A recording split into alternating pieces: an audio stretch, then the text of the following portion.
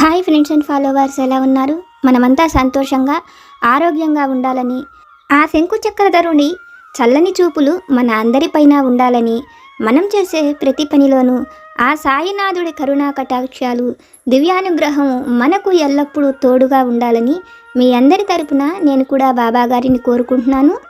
Friends, మన channel ఎవరైనా first time చూస్తుంటే సబ్స్క్రైబ్ చేసుకొని ఒక లైక్ ఇవ్వండి. దానివలన మన సాయినాథుని వీడియోస్ సమస్యల్లో ఉన్న మరికొంతమంది సాయి బంధువులకు చేరతాయి. బాబాగారు మనతో చెప్పే ఆ దివ్య వాక్కులను వినటం వలన బాబాగారి దివ్య అనుగ్రహంతో పాటు మనసుకు సంతోషము, మనం కోరుకున్నవి నెరవేరతాయి అనే ఆనందంతో పాటు బాబాగారు మన కష్టకాలంలో మనతో పాటే ఉన్నారు అనే నమ్మకం కూడా కలుగుతుంది. అలాగే దత్తస్వరూపులైన మన సాయి తండ్రి మనం కోరుకున్నవన్నీ మన జీవితంలో జరిగేట్లు మనల్ని అనుగ్రహించాలని, అలాగే బాబాగారు చూపినటువంటి మంచి మార్గంలో ఆ తండ్రి ఆశీస్సులతో మనమందరము నడవాలని బాబాగారి పాదాలనంటే మనస్ఫూర్తిగా మనందరి తరపున నేను కూడా కోరుకుంటున్నాను. మరి ప్రతినిత్యము బాబాగారి సందేశాలను మంచి మంచి కథల రూపంలో మనం ఎన్నో తెలుసుకుంటున్నాం. ఈరోజు కూడా బాబాగారు ఒక చక్కటి సందేశాన్ని మనకు తెలియజేస్తున్నారు. బాబాగారు మనతో చెప్పే ఈ మాటలను భక్తి శ్రద్ధలతో విని తెలుసుకోవడానికి ప్రయత్నం చేద్దాం. బాబాగారు చెప్పే ప్రతి మాట మన జీవితానికి ఎంతగానో ఉపయోగపడుతుంది. బాబాగారిపైన మనకు ఉన్న నమ్మకం జీవితంలో కొత్త మార్పు కలుగుతుంది. సంతోషంగా ఉంటాము అనడంలో ఎటువంటి సందేహము లేదు. మనల్ని జీవితంలో ధైర్యంగా నడిపించగలిగేది సాయి వాక్కులే. అటువంటి మన సాయి తండ్రి మనకు చెప్పే వాక్కులను శ్రద్ధగా ఆలకిద్దాం. తల్లి, నీకు ఈ సత్యం తెలియాలి అని నేను నీతో ఈ మాటలను చెబుతున్నాను. మనుషులు వారికి అవసరం ఉన్నప్పుడు వారు అవసరానికి తగినట్లుగా మాట్లాడతారు. కానీ వారి హృదయంలోని ఆలోచన మాత్రం చాలా వేరుగా ఉంటుంది. కనుక నీ తండ్రిగా నీ మేలు కోరుకుంటూ నీకు ఒక హెచ్చరికను చేస్తున్నాను. నేను నీ పట్ల ఎప్పుడూ ప్రసన్నంగానే ఉంటాను. బాధతో నువ్వు నా దగ్గరకు వచ్చినప్పుడు నీ కష్టం ఎలా తొలగించాలా అని నేను ఆలోచిస్తాను. నీ గురించే ప్రతిక్షణము మదన పడుతున్నాను. అందుకనే తల్లి, నీకు నా గురించిన ఒక సత్యాన్ని చెబుతున్నాను. అదేమిటో తెలుసా తల్లి? నేను ఎప్పుడు నా బిడ్డలను అవమానించను. అలాగే వారిపై నాకు సంపూర్ణమైన నమ్మకం కూడా ఉన్నది. వారి భక్తి విశ్వాసాలపైన కూడా నాకు ఎప్పుడు ఎటువంటి అపనమ్మకము లేదు. అయితే బిడ్డ, ఇప్పుడు నువ్వు నన్ను ఒక మాట అడగాలనుకుంటున్నావు. ఆ మాట ఏమిటో కూడా చెప్తాను, జాగ్రత్తగా విను. సాయి, నేను మిమ్మల్ని ఎంతో భక్తి శ్రద్ధలతో పూజిస్తున్నాను. నా కష్టాన్ని కూడా మీరు దూరం చేయగలరు అని నేను ఎంతగానో నమ్ముతున్నాను కదా. అయినప్పటికీ నా కష్టం ఇంతవరకు నా నుంచి దూరం అవ్వలేదు ఎందుకు సాయి అని అడుగుతున్నావు కదా. తల్లి, నువ్వు నన్ను అడుగుతున్న ఈ ప్రశ్నకు నేను నీకు సమాధానం చెప్పబోతున్నాను. శ్రద్ధగా ఆలకించు. నువ్వు నన్ను ఏది కోరుకున్నా, అది ఏదైనా సరే, నేను నీకు దానిని తప్పకుండా ఇవ్వగలను. అయితే నువ్వు నీ జీవితమంతా సంతోషంగా ఉండేలా, నువ్వు కోరుకున్న దానిలో మంచి దానిని నీకు ఇచ్చేందుకు నేను కొంత ఆలస్యం చేస్తున్నాను. నీకు నా పైన సంపూర్ణమైన నమ్మకం కనుక ఉన్నట్లయితే నీ జీవితంలో జరిగే మేలును చూసి నువ్వు తప్పకుండా సంతోషించగలవు. బిడ్డ, నీకు మేలు కలిగించడం కంటే నాకు వేరొక పని లేదు అనే విషయాన్ని సంపూర్ణమైన విశ్వాసంతో నమ్ము. నా బాబా నాకు మేలు చేస్తారు, సాయి నేను కోరుకున్నది అనుగ్రహిస్తారు అని సంపూర్ణమైన నమ్మకంతో ఉన్ననాడు నువ్వు కోరుకున్నది నిన్ను వచ్చి చేరుతుంది. బిడ్డ, నువ్వు కావాలి అని అడిగినది నీకు అందించే పూర్తి బాధ్యత కూడా నాదే అని తెలుసుకో తల్లి అని ఈరోజైతే బాబాగారు ఒక చక్కటి సందేశాన్ని మనకు అనుగ్రహిస్తున్నారు. బాబాగారిపైన మనకు ఉన్న నమ్మకానికి, భక్తి విశ్వాసాలకు బాబాగారు మనల్ని అనుగ్రహించి మనతో చెప్తున్న ఈ మాటలలోని పరమార్థాన్ని, సత్యాన్ని ఒక చక్కని కథ రూపంలో ఆ తండ్రి దివ్య అనుగ్రహం ద్వారానే విని తెలుసుకుందాం. పూర్వం గౌరీపురం అనే గ్రామంలో కేశవనాథుడు అనే ఒక బ్రాహ్మణుడు ఉండేవాడు. కేశవనాథుడు గొప్ప రామభక్తుడు. అతనికి 4 ఆడపిల్లలు ఉంటారు. కేశవనాథుడు ఆ బిడ్డలను పోషించేందుకు యాచన చేసుకొని ఆ వచ్చిన వాటితోనే ఆశకు పోకుండా కుటుంబాన్ని గడుపుతూ ఉండేవాడు. అయితే కేశవనాథుడి నలుగురు కూతుళ్ళు కూడా చక్కటి అపురూప సౌందర్యవతులు. భార్యాభర్త ఆ బిడ్డలను చూసుకుంటూ ఎంతో సంతోషంగా జీవితాన్ని గడుపుతూ ఉంటారు. అయితే కొన్నాళ్లకు కేశవనాథుడి పెద్ద కూతురికి వివాహ వయస్సు వస్తుంది. కేశవనాథుడి భార్య ఎలాగైనా ఈ సంవత్సరం పెద్ద కుమార్తెకు వివాహం చెయ్యాలని, అందుకంటూ మనకు కొంత ధనం అవసరం అవుతుందని కేశవనాథుడితో చెప్తుంది. కేశవనాథుడు కూడా ఆ విషయమై ఆలోచిస్తున్నానని, ధనం దాచేందుకు అతను కూడా ప్రయత్నిస్తున్నానని, కానీ మనకు కుటుంబం జరిగే ధనమే రావటం కష్టమని, అటువంటిది వివాహం చేసే అంత ధనం మన దగ్గర లేదని, ఆ ధనం రాముడే మనకు అనుగ్రహించాలని కేశవనాథుడు భార్యతో చెప్తూ, ఏ జన్మ కర్మ ఫలితమో మనం మన బిడ్డలకు వివాహం చేసేందుకు కూడా మన దగ్గర ధనం లేదని కేశవనాథుడు బాధపడుతూ ఉంటాడు. అయితే కేశవనాథుడి బాధను చూసిన అతని భార్య, మీరు ఆ విధంగా బాధపడకండి, మనం నమ్ముకున్న రాముడే మనకు తప్పక సహాయం చేస్తాడని భర్తకు ధైర్యాన్ని చెప్తుంది. అయితే కేశవనాథుడి భార్యకు కూడా బిడ్డలకు ఎలా వివాహం చెయ్యాలో కొంచెం కూడా అర్థం కాక బాధపడుతూ ఉంటుంది. అయితే ప్రతిరోజు యాచనకు వెళ్ళే కేశవనాథుడు రాముణ్ణి పూజించి రాముడికి నివేదన పెట్టి, ఆ నివేదనను తను కూడా కొంత ఆహారంగా తీసుకున్న తరువాతే కేశవనాథుడు యాచనకు వెళ్ళేవాడు. అటువంటి కేశవనాథుడు ఒకరోజు రాముణ్ణి పూజిస్తూ రాముడికి నివేదనను పెట్టడం మర్చిపోతాడు. తను కూడా ఆహారాన్ని తీసుకోవటం మర్చిపోయి అదే విధంగా యాచనకు వెళ్ళిపోతాడు. సాయంత్రం వచ్చేటప్పటికి ప్రాణం శోషగిల్లుతుంది. అతను ఆహారం తినలేదన్న విషయాన్ని కూడా మర్చిపోతాడు. అయితే ఇదంతా చూస్తున్న కేశవనాథుడి భార్య, అతను రాముడికి ప్రతిరోజు నైవేద్యాన్ని పెట్టేవాడని, కానీ ఈరోజు తన మనస్సు బాగోలేదని, తమ కష్టాల గురించే ఆలోచిస్తున్న కేశవనాథుడు రాముడికి నైవేద్యం పెట్టలేదని, అతను కూడా తినలేదని కేశవనాథుడి భార్య ఎంతగానో బాధపడుతుంది. కేశవనాథుడు సాయంత్రానికి ఎంతో అలసటతో ఇంటికి వస్తాడు. ఇంటికి వచ్చిన కేశవనాథుడితో అతన్ని భార్య రాముడికి కూడా నైవేద్యం పెట్టలేదని, అతను కూడా తినలేదని ఆ విషయాలను తెలియజేస్తుంది. భార్య చెప్పేంత వరకు కూడా అతనికి ఆ విషయం గుర్తుండదు. దాంతో తన రాముడు ఎంతో ఆకలితో ఉండి ఉంటాడని, తన రాముడి విషయంలో అతను ఎంతో పెద్ద పొరపాటు చేశానని కేశవనాథుడు ఎంతగానో బాధపడతాడు. అయితే తను ఆ రోజు సాయంత్రం రాముడికి నైవేద్యాన్ని పెట్టినా రాముడి విషయంలో తను పొద్దున చేసిన పొరపాటుకు కాను అతను ఆహారం తీసుకోనని అదే విధంగా నిద్రపోతూ ఉంటాడు. అయితే ఆ రోజు రాత్రి కేశవనాథుడి కలలోకి రాముడు వస్తాడు. అతను ఆహారం తిననందుకే రాముడు కూడా బాధపడుతున్నానని, తను కూడా ఆ నివేదనను ముట్టుకోలేదని చెప్తాడు.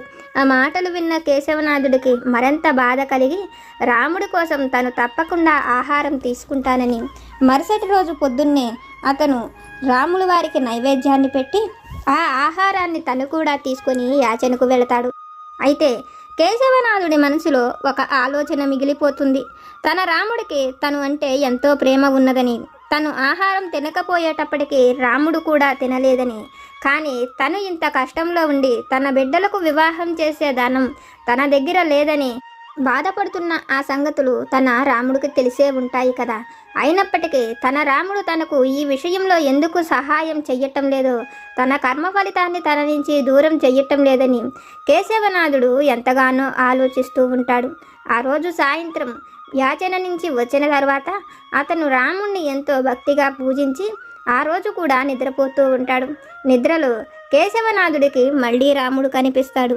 కేశవనాథుడితో, నేను నీ కర్మ ఫలితాన్ని దూరం చేసి నువ్వు కోరుకున్న ధనం పొందేలాగా ఒక చక్కటి సహాయాన్ని చేసేందుకు వచ్చానని, నువ్వు ఈ విషయమై బాధపడవలసిన అవసరం లేదని, తన బిడ్డైన కేశవనాథుడు బాధపడుతుంటే రాముడు చూడలేనని, కేశవనాథుడికి కావలసిన సహాయాన్ని చేస్తానని, అయితే రాముడు చెప్పిన విధంగా చెయ్యమని, అప్పుడు కేశవనాథుడికి కావలసిన ధనం దొరుకుతుందని చెప్తూ కేశవనాథుడితో, నాయనా, నువ్వు ఈ గ్రామానికి 5 గ్రామాల అవతల ఉన్న చింతపురం అనే గ్రామానికి వెళ్ళు.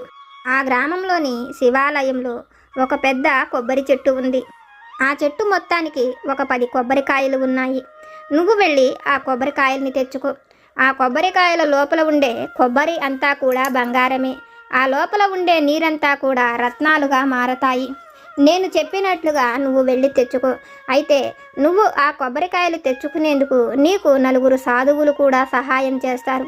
ఈ విషయాన్ని గుర్తుపెట్టుకొని నేను చెప్పిన విధంగా చేస్తే నీకు ఉన్న ఈ సమస్యలన్నీ తీరిపోతాయని, నీ బిడ్డలు 4కి వాళ్ళ వివాహానికి కావాల్సినంత ధనం నీకు లభిస్తుందని రాముడు కేశవనాథుడితో చెప్తాడు. పొద్దున్న నిద్ర లేచిన కేశవనాథుడు ఆ విషయాన్ని తన భార్యకు చెప్పి అతను చింతపురం వెళ్ళి శ్రీరాముడు చెప్పినట్లుగా ఆ కొబ్బరి చెట్టు నుంచి కొబ్బరికాయలు తీసుకువస్తానని భార్యతో చెప్పి రాముణ్ణి పూజ చేసుకుని తను ప్రతిరోజు లాగానే సంధ్యావందనము అన్నిటినీ చేసుకుని పొద్దున్నే బయలుదేరి వెళ్తాడు. అతను వెళుతున్న దారిలో మొదట ఒక సాధువు కనిపిస్తాడు. వెంటనే కేశవనాథుడికి ఒక విషయం గుర్తుకు వస్తుంది. తనకు 4 సాధువులు సహాయం చేస్తారని రాముడు చెప్పిన ఆ 4 సాధువుల్లో ఇతను ఒకడై ఉంటాడని ఆ సాధువు దగ్గరకు వెళ్ళి రాముడు చెప్పిన విషయాన్ని చెప్తాడు. అందుకు ఆ సాధువు కూడా అవునన్నట్లుగా తల ఊపి తన పక్కన ఉన్న కొడవలిని తాడును కేశవనాథుడికి చూపిస్తూ వాటిని తీసుకోమని సైగ చేస్తాడు. కేశవనాథుడు వాటిని తీసుకునే ముందుగా సాధువును తనతో బయలుదేరమని చెప్తాడు. అందుకు ఆ సాధువు తను రావటం లేదని ఆ తాడును ఆ కొడవలినే తీసుకువెళ్ళమన్నట్లుగా సైగ చేస్తాడు. అది చూస్తున్న కేశవనాథుడు సాధువుతో అలా అయితే తమరు నాతో రారా అని అడుగుతాడు. అందుకు అవునన్నట్లుగా తల ఊపుతాడు. అది చూస్తున్న కేశవనాథుడికి మరింత బాధ కలుగుతుంది. రాముడు తనకు సహాయం చేసేందుకు 4 సాధువులకు చెప్తానన్నాడు కదా, కానీ మొదటి సాధువే తనతో రావటం లేదని, తనకు ఆ తాడు కొడవలి ఇచ్చి మాత్రం ఉపయోగమేమున్నదని, అతను రానప్పుడు ఆ తాడు కొడవలి కూడా తనకు అవసరం లేదని, వాటి రెండిటిని అక్కడే ఉంచి తనకు వాటితో ఎటువంటి ఉపయోగము లేదని ఆ సాధువును చూస్తూ వెళ్ళొస్తానని చెప్పి తనకు సహాయం చేసే మిగిలిన 3 సాధువుల దగ్గరకు వెళ్ళి ఆ సహాయాన్ని పొందాలని అతను ఇచ్చిన ఆ కొడవలిని వాటిని అక్కడే విడిచిపెట్టి వెళ్ళిపోతాడు. అయితే కేశవనాథుడు మరికొంత దూరం నడిచి వేరే గ్రామానికి చేరుకునేటప్పటికి అతనికి అక్కడ ఇంకొక సాధువు కనపడతాడు. ఆ సాధువు దగ్గరకు వెళ్ళి రాముడు చెప్పిన విషయాన్ని చెప్తాడు. అందుకు ఆ సాధువు తనకు కూడా రాముడు చెప్పినట్లుగా అవునన్నట్లుగా చెప్పి తన పక్కన ఉన్న ఒక గోనె సంచిని తీసి కేశవనాథుడి చేతిలో పెట్టి అతని పాటికి అతను తపస్సు చేసుకుంటూ కూర్చుంటాడు. అది చూసిన కేశవనాథుడు ఇతను కూడా మొదటి వ్యక్తిలాగానే ప్రవర్తిస్తున్నాడని, ఆ సాధువు ఒక కొడవలిని తాడును ఇచ్చాడని, ఇతను గోనె సంచిని ఇచ్చి మెదలకుండా కూర్చున్నాడనుకొని అతడిని తనతో పాటు రామని అడుగుతాడు. అందుకు అతను రానన్నట్లుగా తల ఊపుతూ గోనె సంచిని మాత్రం తీసుకువెళ్ళమని సైగ చేస్తాడు. అది చూసిన కేశవనాథుడు తనకు ఆ గోనె సంచితో అవసరమేమీ లేదని, తనతో రాముడు చెప్పింది ఆ 4 తన వెంట వచ్చి అతనికి సహాయం చేస్తారనే కానీ వాళ్ళ దగ్గర నుంచి గోనె సంచి తీసుకోమని కాదంటూ ఆ సంచిని అక్కడ పెట్టి వెళ్ళిపోతాడు. మధ్యాహ్నానికి కేశవనాథుడు 3వ గ్రామానికి చేరుకుంటాడు. అక్కడ అతనికి మరొక సాధువు ఎదురవుతాడు. ఆ సాధువును చూసిన కేశవనాథుడికి అతను సహాయం చేసినా కూడా రాముడు చెప్పినట్లుగా ఆ కొబ్బరికాయల్ని తెచ్చుకోవచ్చని సాధువు దగ్గరకు వెళ్ళి రాముడు చెప్పిన విషయాన్ని చెప్తాడు. అందుకు సాధువు కూడా తనకు రాముడు చెప్పినట్లుగానే తల ఆడిస్తూ కేశవనాథుడి వైపు చూస్తాడు. కేశవనాథుడు ఎంతో సంతోషిస్తాడు. అతను తనతో పాటు వస్తున్నాడని ఆనందపడతాడు. అయితే ఆ సాధువు దూరంగా కట్టేసి ఉన్న ఒక గాడిదను కేశవనాథుడికి చూపిస్తూ ఆ గాడిదను తీసుకువెళ్ళమని చెప్తాడు. మొదట కేశవనాథుడికి ఆ విషయం అర్థం కాక కట్టేసి ఉన్న గాడిదను విడిచిపెట్టమంటున్నారా అని చెప్పానని అడుగుతాడు. అందుకు ఆ సాధువు కాదన్నట్లుగా తల ఊపి కేశవనాథుడితో పాటు ఆ గాడిదను తీసుకువెళ్ళమని సైగ చేస్తాడు. సైగలలోని అర్థం తెలుసుకున్న కేశవనాథుడు ఆ సాధువును చూస్తూ అతను తనతో పాటు రాడా అని అడుగుతాడు. అందుకు ఆ సాధువు అవునన్నట్లుగా తల ఊపుతాడు. చూసిన కేశవనాథుడికి మొదట వాళ్ళిద్దరిలాగా ఇతను కూడా తనతో రావటం లేదని తెలుసుకొని తనకు ఆ గాడిదతో పనేమీ లేదని చెప్పి అక్కడ నుంచి బయలుదేరి తనకు రాముడు చెప్పిన ఆ 4వ వ్యక్తి అయినా సహాయం చేస్తాడనే నమ్మకంతో చింతాపురానికి చేరుకుంటాడు. ఆ ఊరి మొదల్లోనే అతనికి సాధువు ఎదురు పడతాడు. అది చూసిన అతను ఎంతో సంతోషిస్తాడు. సాధువు దగ్గరకు వెళ్ళి అతనికి రాముడు సహాయం చెయ్యమన్నాడన్న విషయాలను చెప్తాడు. అందుకు ఆ సాధువు అవునని చెప్తాడు. సాధువు మాటలు వింటూనే కేశవనాథుడికి మరింత ఆనందం కలుగుతుంది. మిగిలిన ముగ్గురు తనతో అంతగా మాట్లాడకపోయినా వాళ్ళు అన్నీ మౌనంగానే సమాధానం చెప్పినా ఇతనైతే నోరు తెరిచి సమాధానం చెప్పాడని, తనతో పాటు అతను ఆ కొబ్బరి చెట్టు వరకు వచ్చి తను ఆ కొబ్బరికాయలు కోసుకునేందుకు ఇతను సహాయపడతాడని ఎంతో సంతోషిస్తాడు. వెంటనే కేశవనాథుడు ఆ సాధువుతో, మహానుభావ, మీరు నాతో పాటు వస్తే మనమిద్దరము వెళ్ళి ఆ కొబ్బరికాయలను కోద్దాము రమ్మనమని పిలుస్తాడు. అయితే సాధువు మాత్రం తను తపస్సు చేసుకోవడానికి వెళుతున్నానని, తనకు ఆ సమయం అయినదని, అయితే కేశవనాథుడికి అతను చేస్తానన్న సహాయం దూరాన ఉన్న ఒక నిచ్చెన చూపించి ఆ నిచ్చెనను ఇవ్వడమేనని, ఆ నిచ్చెనను తీసుకువెళ్ళమని చెప్తాడు. ఆ మాటలు వింటున్న కేశవనాథుడికి మరింత బాధ, దుఃఖము కలుగుతుంది. తనకు ఆ నిచ్చెనతో ఏమీ అవసరం లేదని, తనకు సహాయం చేసేందుకు మీ నలుగురు వస్తారని రాములు వారు చెప్పడం వల్లనే అంత దూరం వచ్చానని, అని తనకు ఆ నిచ్చెనతో ఏమీ అవసరం లేదని, అది ఆ సాధువు దగ్గరే ఉండనివ్వమని అక్కడి నుంచి శివాలయానికి వెళ్ళి దూరం నుంచే ఆ కొబ్బరికాయల్ని చూస్తూ బాధపడుతూ తిరిగి ఇంటికి చేరుకుంటాడు. రాత్రి వేళకు ఇంటికి వచ్చిన కేశవనాథుడు జరిగిన అన్ని విషయాలను భార్యతో చెప్తాడు. ఆ రాత్రికి కేశవనాథుడు ఎంత పడుకోవాలని ప్రయత్నించినా నిద్ర కూడా పట్టలేదు. తెల్లవారుజాముకు కేశవనాథుడికి నిద్ర పడుతుంది. నిద్రలో కలలో రాముడు కనిపిస్తాడు. రాముణ్ణి చూసిన కేశవనాథుడు రాముడితో జరిగిన విషయాన్ని చెప్పి, అతను చెప్పిన ఏ సాధువులు తనకు సహాయం చెయ్యలేదని, తనకు సహాయం చేస్తానని, తన సమస్యలు తీర్చి తన కర్మ ఫలితాన్ని దూరం చేస్తానని రాముడు చెప్పిన మాట జరగలేదని బాధపడుతూ ఉంటాడు. అయితే కేశవనాథుడి మాటలు విన్న రాముడు, నాయన, నేను నీకు ఎప్పుడు అబద్ధం చెప్పలేదు. నీకు ఆ నలుగురు సహాయం చేస్తారని చెప్పాను. వాళ్ళు అన్నట్లుగానే నీకు సహాయం చేశారు. వాళ్ళు చేసిన ఆ సహాయాన్ని నువ్వు తెలుసుకోలేకపోయావు. నీ కర్మ ఫలితాన్ని నీ నుంచి దూరం చేయడం అంటే నేనే నీకు స్వయంగా ధనం తెచ్చివ్వడమా? కాదు కదా. నువ్వు కూడా నీ కర్మ ఫలితం దూరమయ్యేందుకు కొంచెమైనా కష్టపడాలి కదా. నీకు సహాయం చేస్తారని ఆ నలుగురు మొదటే చెప్పాను. నేను చెప్పినట్లుగా వాళ్ళు నీకు సహాయం కూడా చేశారని చెప్తాడు. ఆ మాటలు విన్న కేశవనాథుడు వాళ్ళు తనకు ఏ సహాయము చెయ్యలేదని, ఒక తాడు, కొడవలి, గోనె సంచి, ఒక గాడిదను, నిచ్చెననే ఇచ్చారని, వాటి వలన తనకు ఎటువంటి ఉపయోగము లేదని చెప్తాడు. ఆ మాటలు వింటున్న రాముడు, వాటి వలన నీకు ఏ ఉపయోగం లేదు. నేను వాళ్లకు చెప్పినట్లుగానే వాళ్ళు నీకు వాటిని సహాయం చేశారు. నువ్వు మొదట ఇచ్చిన వ్యక్తి దగ్గర నుంచి ఆ తాడును, కొడవలిని తీసుకొని, రెండవ వ్యక్తి ఇచ్చిన గోనె సంచిని, మూడవ వ్యక్తి ఇచ్చిన గాడిదను తీసుకొని, నాలుగవ వ్యక్తి ఇచ్చిన నిచ్చెనను తీసుకొని ఆ చెట్టు వరకు వెళ్ళి చెట్టుకు నిచ్చెనను వేసి ఆ కొబ్బరికాయలన్నిటినీ కోసి గోనె సంచిలో వేసి ముడి వేసుకొని వాటిని నువ్వు మోసే పని కూడా లేకుండా గాడిద పైన పెట్టుకుని నీ ఇంటి వరకు తెచ్చుకునేందుకే కదా వాటన్నిటిని నేను నీ కోసం ఏర్పాటు చేశాను. అటువంటి సహాయం నీకు అందినప్పుడు నువ్వు దానిని నిరాకరించావు. ఆ కొబ్బరికాయలు ఆ సాధువులే నీకు కోసి నీ ఇంటి వరకు చేరవేస్తారని నువ్వు అనుకున్నావు. అయితే ఆ పని అంతా వాళ్లే చేస్తే నీ కర్మ ఫలితం నీ నుంచి ఎలా దూరం అవుతుంది? అలా ఇవ్వాలి అనుకుంటే నేనే వచ్చి తీసుకువచ్చి ఇచ్చేవాడిని కదా. నేను నీకు ఒక మార్గాన్ని చూపించాను. ఆ మార్గంగా వెళుతూ నీ కర్మ ఫలితాన్ని నువ్వే నీ నుంచి దూరం చేసుకోవాలని, దానికోసం నువ్వు కూడా కొంత ప్రయత్నం చెయ్యవలసి ఉంటుందని కేశవనాథుడికి శ్రీరాముడు చెప్తాడు. రాముడి మాటలు విన్న కేశవనాథుడికి తనకు దైవం సహాయం చేస్తానని చెప్పిన ప్రతి మాట నిజమేనని, తన కర్మ ఫలితం తన నుంచి దూరం అయ్యేందుకు తను కూడా కొంత ప్రయత్నించవలసి ఉంటుందని, రాముడి మాటలను, రాముడి సహాయంలోని అర్థాన్ని తెలుసుకొని మరుసటి రోజు రాముణ్ణి ప్రార్థించి మళ్ళీ అక్కడ నుంచి బయలుదేరి వెళతాడు. అలా వెళుతున్న కేశవనాథుడికి వాళ్ళు ఎదురుపడతారు. కేశవనాథుడికి ఎవరెవరు ఏమి ఇవ్వాలనుకున్నారో వాటిని ఇస్తారు. నలుగురు దగ్గర నుంచి అన్నిటినీ తీసుకొని కేశవనాథుడు శివాలయానికి చేరుకొని మొదట ఆ ఈశ్వరుడికి నమస్కరించి నందికి తను వచ్చిన పనేమిటో చెప్పి ఆ తరువాత వెళ్ళి ఆ కొబ్బరికాయలను కోసి రాముడు చెప్పినట్లుగానే ఇంటికి చేరవేసుకుంటాడు. అయితే అతను తిరిగి వచ్చే దారిలో ఏ సాధువు కూడా కనపడడు.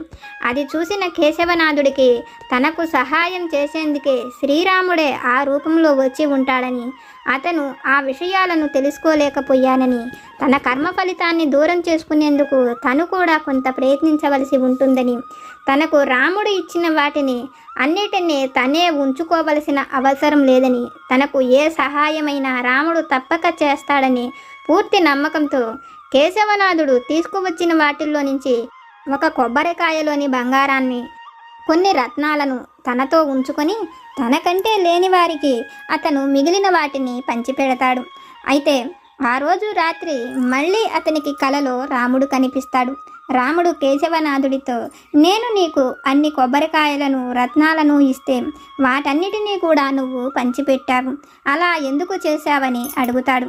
రాముడి మాటలు విన్న కేశవనాథుడు తనకు తోడుగా సహాయంగా ఎప్పుడు ఆ శ్రీరాముడు తనతోనే ఉన్నాడని, బంగారం కంటే విలువైన ఆ అయోధ్య రాముడే తనతో ఉన్నప్పుడు తను కోరుకుంటే అయోధ్యలోని బంగారాన్ని తెచ్చిచ్చే శ్రీరాముడు తనకు ఉన్నప్పుడు ఆ బంగారంతో అవసరం లేదని చెప్తాడు. కేశవనాథుడి మాటలు విన్న రాముడికి, కేశవనాథుడికి అతనిపైన ఎంతో నమ్మకము, భక్తి విశ్వాసాలు ఉన్నాయని సంతోషించి కేశవనాథుడితో, నువ్వు ఇటువంటి వాడివి కాబట్టే నేను నీకు అన్నిసార్లైనా కలలో కనపడి నువ్వు కోరుకున్న వాటిని పొందేలాగా చేశానని, నువ్వు ఎప్పుడు ఏది కోరుకున్నా వాటిని నేను తప్పక అనుగ్రహిస్తానని కేశవనాథుడితో చెప్తాడు.